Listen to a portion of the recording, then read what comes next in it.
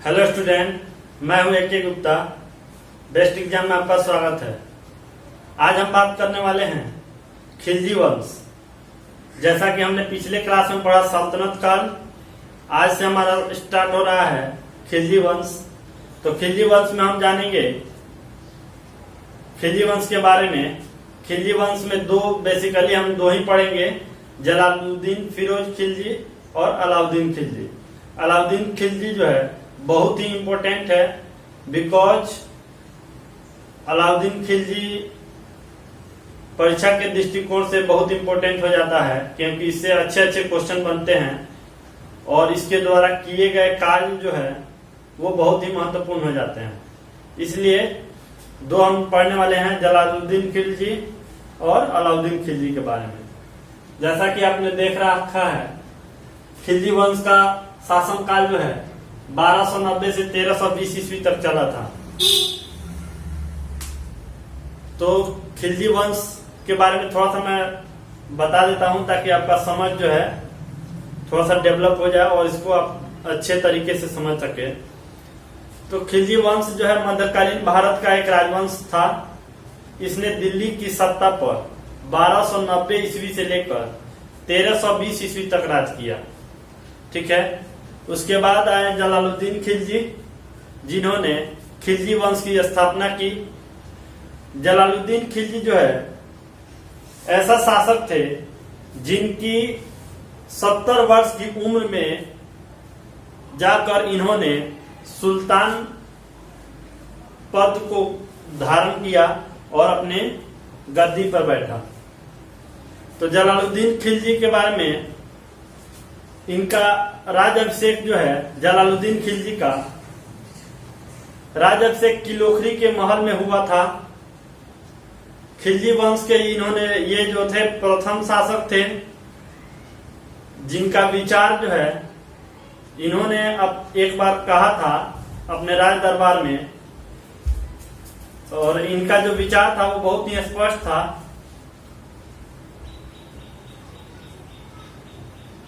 तो विचार इन्होंने जलालुद्दीन खिलजी जो है अपना विचार को स्पष्ट रूप से सामने रखते हुए इन्होंने कहा कि राज्य का आधार जो है प्रजा का समर्थन होना चाहिए। सही भी है। जिस राज्य में, जैसे कि लोकतंत्र में आपने सुना होगा कि लोकतंत्र में क्या होता है, जनता के द्वारा चलाया गया शासन, यानी जनता जो चाहती है वही होता है।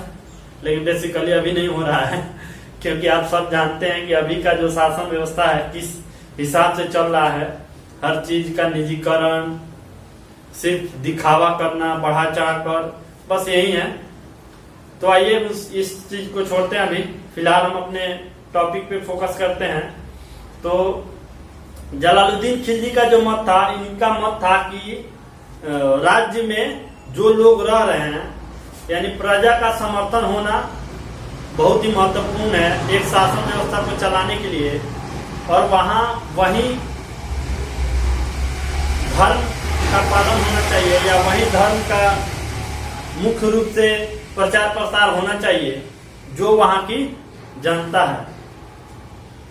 और उन्होंने खुलकर इस बात को कहा, क्योंकि भारत की अधिकांश जनता जो है हिंदू है, अतः यहाँ कोई भी इस्लामी राज्य नहीं हो सकता। ये जलालुद्दीन खिलजी का मत था। और इनका शासनकाल जो है लंबे दिनों तक नहीं चला, मात्र 6 वर्ष तक ही चला, 1290 से 1296 ईस्वी तक। और उसके बाद जो है इनका भतीजा और दामाद, जैसा कि जलालुद्दीन खिलजी का भतीजा था अलाउद्दीन खिलजी, इसका भतीजा भी था और इसका दामाद भी था, क्योंकि जलालुद्दीन खिलजी के पुत्री से अलाउद्दीन खिलजी की शादी हुई थी, विवाह हुई थी, तो इनका दामाद भी था। और यह जो है सत्ता के लोभ में, एक प्रकार से कह लीजिए सत्ता के लोभ के कारण, अपने चाचा की हत्या कर देता है। आलम शाह बेग, अलमास बेग इनका भाई था अलाउद्दीन खिलजी का, और अपने भाई की मदद से इलाहाबाद में अपने चाचा और अपने ससुर की हत्या कर देता है। उसके बाद शासन पे सत्तारूढ़ हो जाता है, यानी शासन पे बैठ जाता है।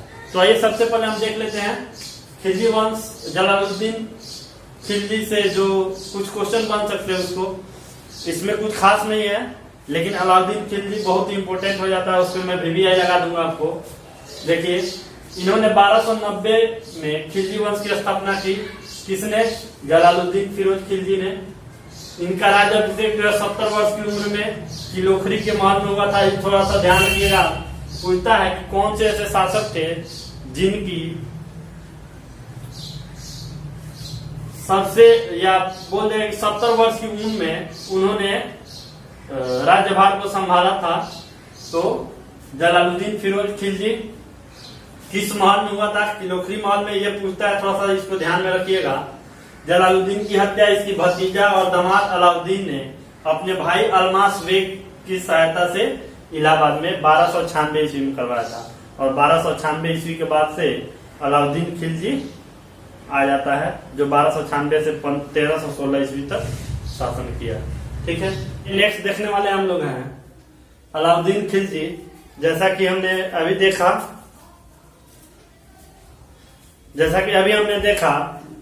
जलालुद्दीन खिलजी, जो अलाउद्दीन खिलजी का चाचा और ससुर था। तो अब हम देखने वाले हैं अलाउद्दीन खिलजी के बारे में। तो अलाउद्दीन खिलजी को आप यहाँ पे VVI लिख लीजिएगा, क्योंकि ये बहुत इंपॉर्टेंट हो जाता है, इससे रिलेटेड जितने भी सारे क्वेश्चन होंगे। तो आइए सबसे पहले हम जानते हैं अलाउद्दीन खिलजी के बारे में। थोड़ा सा इसका विस्तार में कर देता हूँ, ताकि आप इसका आपके अंदर जो है समझ विकसित हो जाए, और इसको जो है आप रटना नहीं पड़े, और इसको आप आसानी से समझ पाए। ठीक है, तो आइए सबसे पहले अब हम यह जानेंगे, अलाउद्दीन जो था दिल्ली सल्तनत के खिलजी वंश का दूसरा शासक था। उसका साम्राज्य जो था अफगानिस्तान से लेकर उत्तर मध्य भारत तक फैला था। अलाउद्दीन खिलजी जो था, इसका साम्राज्य का विस्तार उत्तर मध्य भारत से लेकर अफगानिस्तान तक फैला हुआ था। ठीक है, इसने मेवाड़ चित्तौड़ का युद्ध अभियान में, इसने इतिहास की एक महत्वपूर्ण घटना है।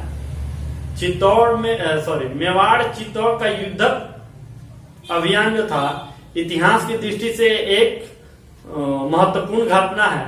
और यह घटना इसलिए माना जाता है कि चित्तौड़ की रानी जो थी, महारानी पद्मानी, या आप उसको पद्मावती के नाम से भी जानते हैं, वह बहुत ही सुंदर थी, जिसके कारण अलाउद्दीन जो था उसके ऊपर मोहित हो गया था। ठीक है, अलाउद्दीन ये इस पे जो है पद्मावती पे एक मूवी भी आया हुआ था, पद्मावत, जिसको आप लोगों ने देखा होगा, और बहुत ही अच्छी मूवी थी। उसके बारे में दिखाया गया था, पद्मावती और खिलजी के बारे में।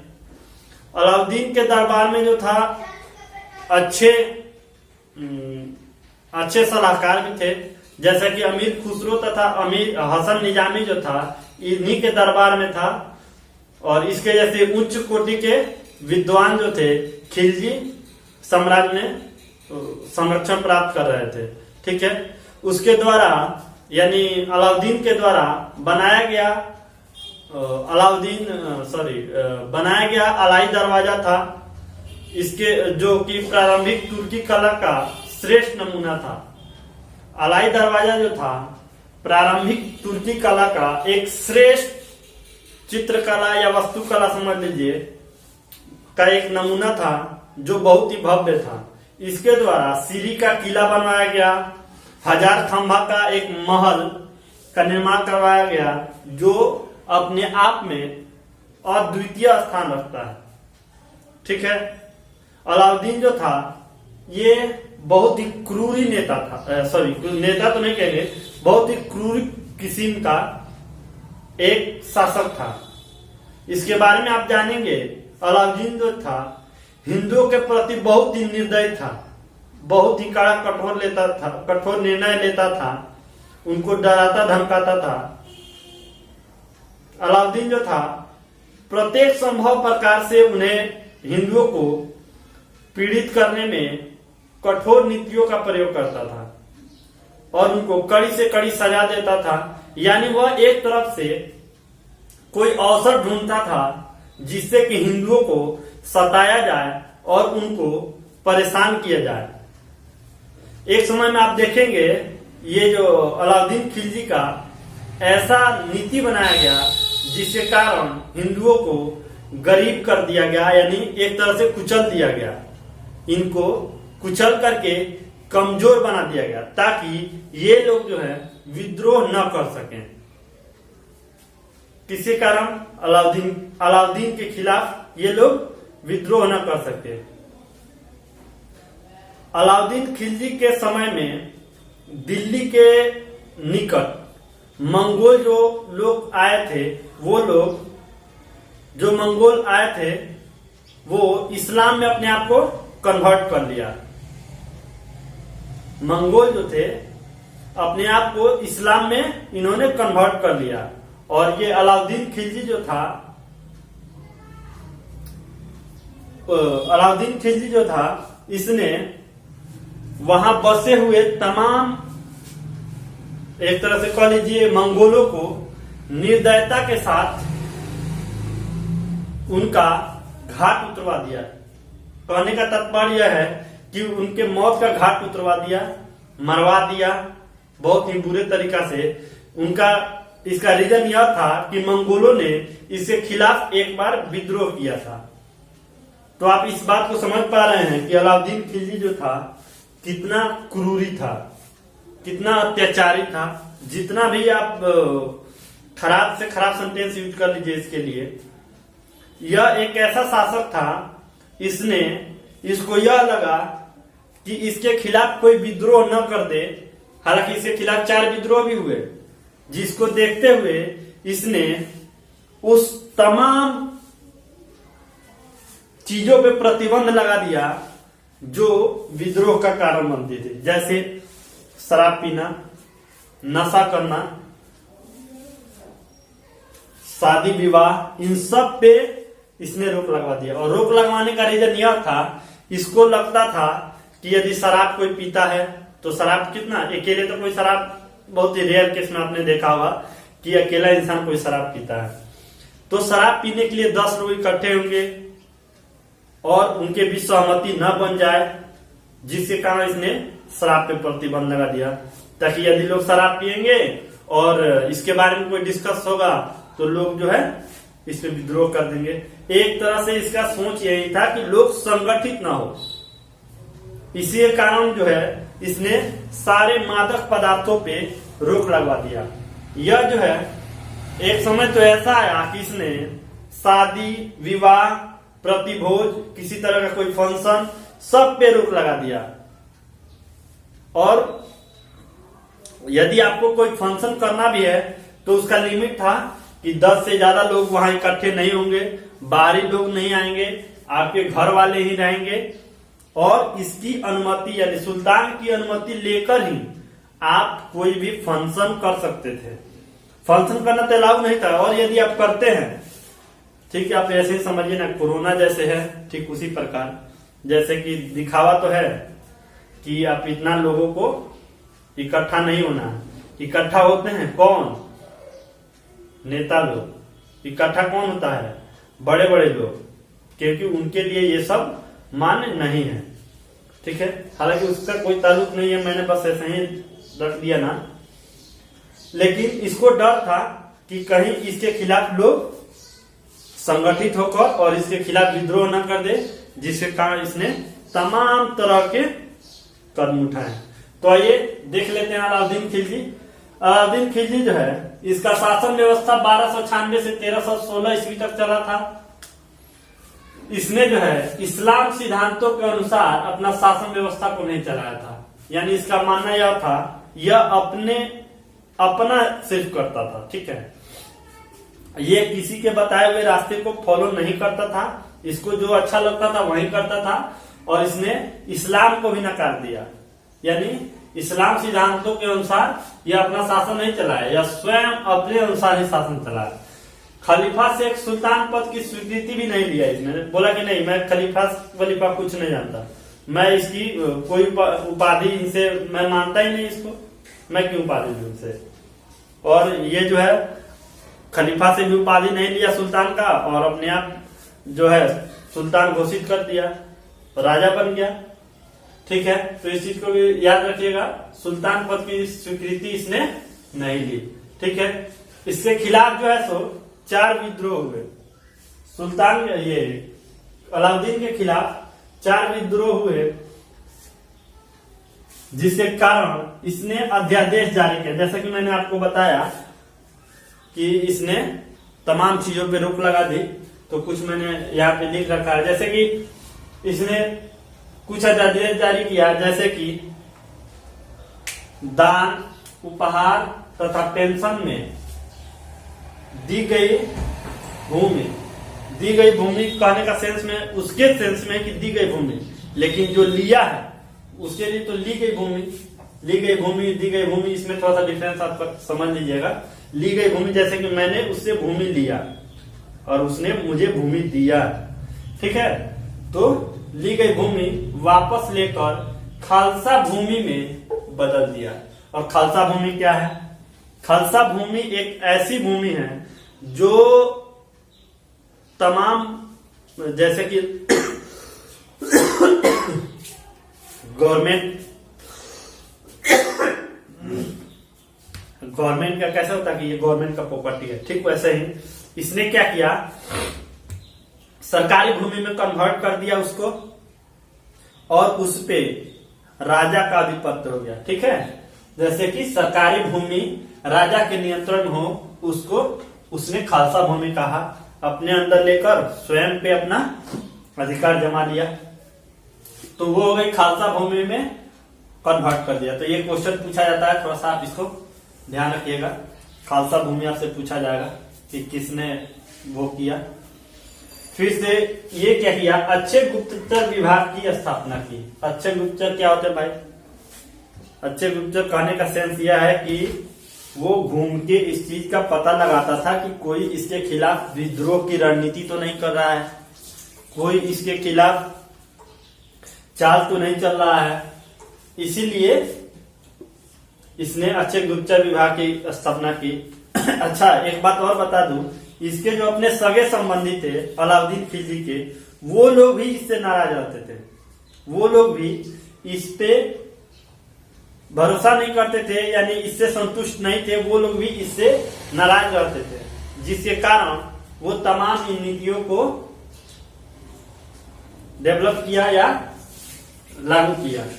शराब, जुआ, भांग आदि तमाम नशीली पदार्थों को उसने रोक लगा दी थी। अमीर एवं सरदारों के दावत तथा विवाह संबंधी कार्यक्रमों पे रोक लगा दिया था। यहाँ देखिए, हिंदुओं पर कठोर प्रतिबंध, जैसे कि मैंने आपको बताया, हिंदुओं पर कठोर प्रतिबंध नीति के तहत हिंदुओं को निर्धन बना दिया, ताकि हिंदू लोग इसके खिलाफ विद्रोह नहीं करें।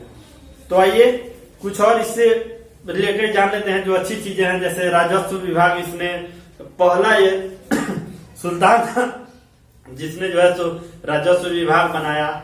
उसके बाद सैनिक सुधार किया और बाजार व्यवस्था लागू किया। तो आइए उस चीजों को देख लेते हैं। तो आइए अब हम देखते हैं अलाउद्दीन खिलजी के द्वारा कुछ विशेष व्यवस्थाएं की गई थी जो बहुत ही कारगर साबित हुई, उसको देख लेते हैं, क्योंकि इससे एग्जाम में पूछे जाते हैं क्वेश्चन। तो अलाउद्दीन खिलजी जो था, पहला ऐसा शासक हुआ जिसने विभिन्न संस्थाओं को विकसित किया, जैसे कि राजस्व कर व्यवस्था लागू किया। इसने अलाउद्दीन ने राजस्व कर व्यवस्था लागू किया। इसके तहत मंगोलों का मुकाबला तथा सुदृढ़ राज्य की स्थापना हेतु कर में वृद्धि कर दिया। यानी अपने राज्य व्यवस्था को सुदृढ़ करने के लिए, मंगोलों से युद्ध करने के लिए, ताकि इसके पास यदि आर्थिक स्थिति अच्छी रहेगी तभी तो यह हथियार खरीद पाएगा या बना पाएगा और अपने पास सैनिकों की संख्या बढ़ा पाएगा और उसको वेतन दे पाएगा इत्यादि के लिए इसने जो है सो कर बढ़ा दिया। ठीक है, लगान जो है इसने 1/2 निर्धारित किया। इसने 2 नए कर लगाया, चराई कर तथा धरी कर, 2 कर का निर्माण किया और उससे कर वसूलता था। यह पहला सुल्तान था जिसने भूमि की माप कराकर लगान वसूला। यानी भूमि की माप इसी सुल्तान से शुरू होती है। इसने जो है सो भूमि की माप करवाई, उसके हिसाब से उस पे कर वसूलता था ताकि कोई इससे बेईमानी न करे। उसके बाद इसने एक राजस्व विभाग को बनाया जिसका नाम इसने दिया मुस्तखराज। इसको आप थोड़ा सा याद रखेंगे क्योंकि क्वेश्चन पूछता है कि राजस्व विभाग का क्या नाम था। तो मुस्तखराज एक विभाग बनाया जो भूमि विभाग से संबंधित था, यानी राजस्व विभाग से संबंधित था। उसके बाद जो है सो ये क्या किया, राजस्व विभाग में जो कर आता था यानी जो टैक्स आता था उसको उस विभाग से अलग कर दिया और इसका नाम दिया दीवाने मुस्तखराज। यानी दीवाने मुस्तखराज एक अलग विभाग बनाया जो कि कर को एकत्रित करता था। उसके बाद जो है सो इसने सैनिक सुधार की। सैनिक सुधार में यह अस्थाई सेना बनाया और उस अस्थाई सेना को नगद रुपया देता था। ठीक है, यह पहला ऐसा शासक हुआ जो अस्थाई सेना बनाकर नगद रुपया सेना को देता था। इसने एक प्रथा चलाया कि सेना को यानी सैनिकों की हुलिया लिखने की प्रथा बनाई और सैनिकों का जो घोड़ा रहता था, ठीक है, घोड़े को दागने की प्रथा इसी ने बनाई। सैनिकों की हुलिया लिखने की प्रथा तथा घोड़े को दागने की प्रथा अलाउद्दीन खिलजी ने ही शुरू की ताकि उन लोगों की पहचान आसानी से हो सके, क्योंकि उस समय तो आईडी प्रूफ था नहीं, जैसे कि आई कार्ड अभी का बन गया।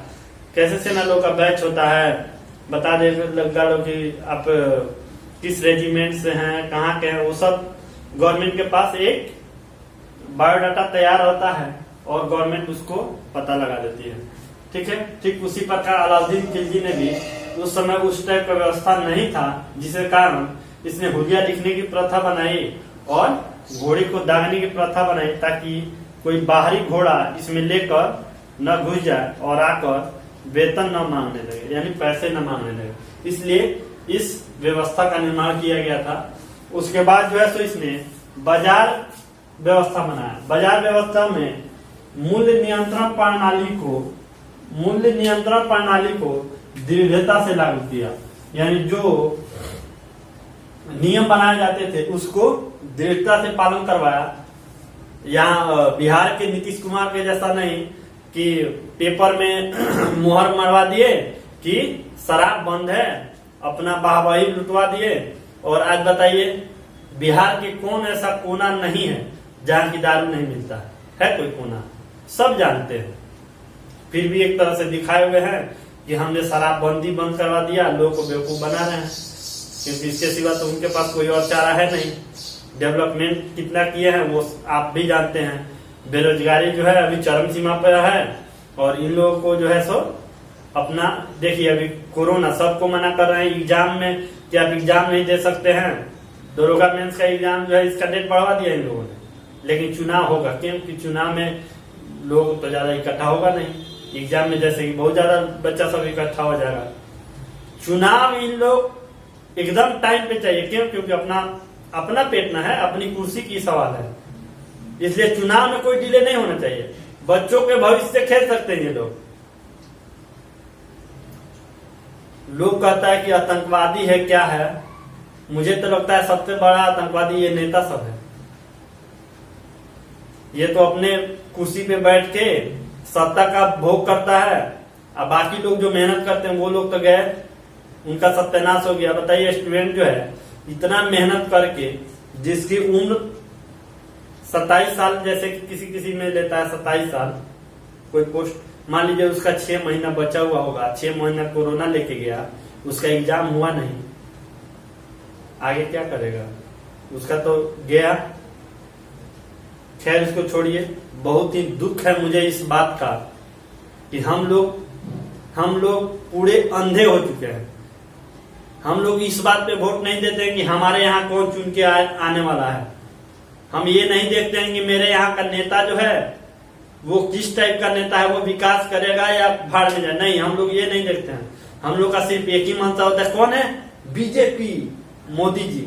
अरे भैया मेरे, मोदी जी क्या करेंगे? मोदी जी कुछ नहीं है। मोदी जी बस एक चेहरा है। आपके यहाँ मोदी जी काम कराने नहीं आएंगे। आपके यहाँ वही प्रत्याशी काम कराने आएगा जो आपके यहाँ से खड़ा होगा। तो आप उसको वोट दीजिए और उसको जिताइए जो आपके दुख दर्द को समझे। वो लोग नहीं समझने आएंगे, ठीक है। और मूर्ख बनना आप लोग छोड़िए। लोग कहता है कि पढ़े लिखे युवा जो है एक समाज में बेहतर बदलाव ला सकते हैं। तो आप बदलाव लाइए, कोशिश कीजिए और अपने आंख कान नाक खोल के रखिए। इसलिए क्योंकि जो आपके साथ जितना अन्याय हो रहा है, मुझे नहीं लगता कि अभी तक ऐसा अन्याय हुआ था, ठीक है। तो आइए पहले कंटिन्यू करते हैं इसको। बाजार व्यवस्था यानी मूल्य नियंत्रण प्रणाली को दृढ़ता से लागू किया।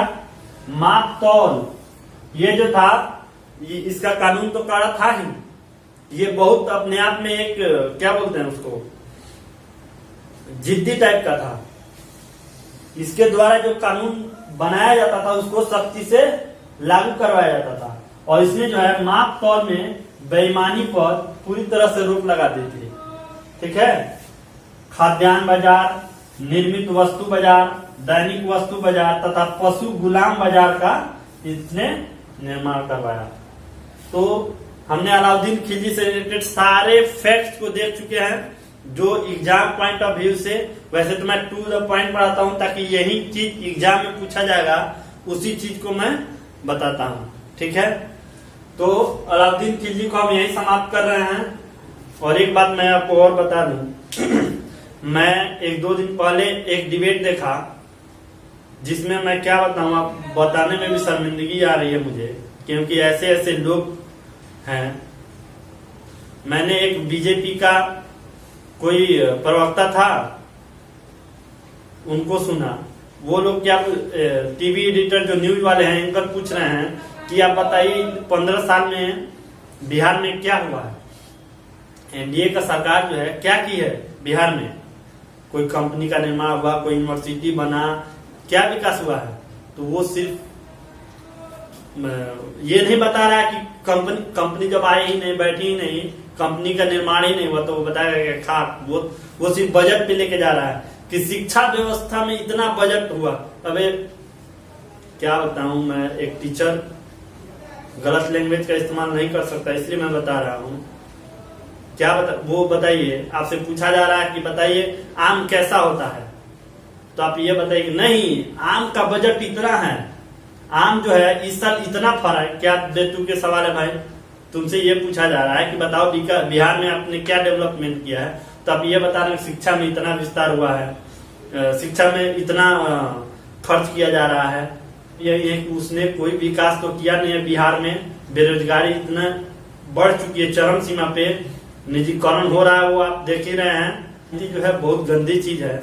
मैं यही कहूंगा कि आप लोग उसी का चुनाव कीजिए जो आपके बारे में भला सोचे, आपको जॉब दे, आपकी लाइफ सिक्योर करे, ठीक है। कोई राजनेता कोई कुछ नहीं करने वाला है, ठीक है। आप उसी को चुन के भेजिए जो आपके दुख दर्द को समझे, ठीक है। आज का वीडियो मैं यही समाप्त करता हूँ। थोड़ी सी वीडियो लंबी हुई है, इसके लिए मैं माफी चाहूंगा।